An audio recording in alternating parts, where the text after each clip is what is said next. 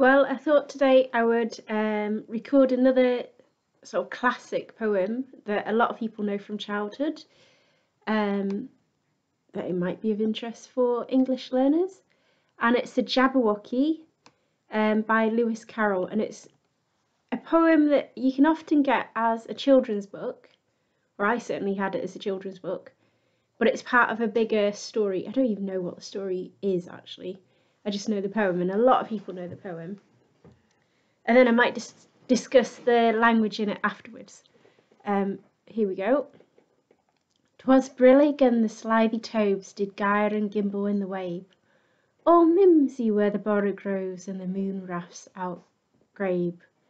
Beware the Jabberwock, my son, the jaws that bite, the claws that catch.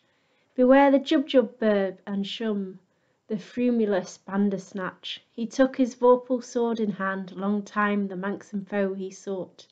So rested he by the tumtum tree, and stood awhile in thought. And, as in uftish thought he stood, the Jabberwock with eyes aflame came whiffling through the tulgey wood, and burbled as it came. 1, 2, 1, 2, and through the vorpal blade went snigger snack.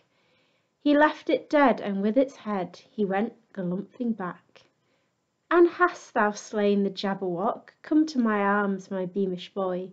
O from jubilous day, Callooh Callay, he chortled in his joy. 'Twas brillig, and the slithy toves did gyre and gimble in the wave. All mimsy were the borogoves, and the moon rafts outgabe. It says it's in it's often included in poetry for children. And I suppose some of the language is a bit difficult because a lot of it is made up, which is you have to kind of go on how the word sounds a little bit for its meaning, I would say.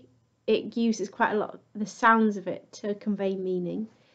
And then it's got really old-fashioned words like, well, Manxon, that's old-fashioned, but 'twas brillig and hast thou slain the Jabberwock. So it's kind of, the thing that it really makes me think of is a kind of epic poem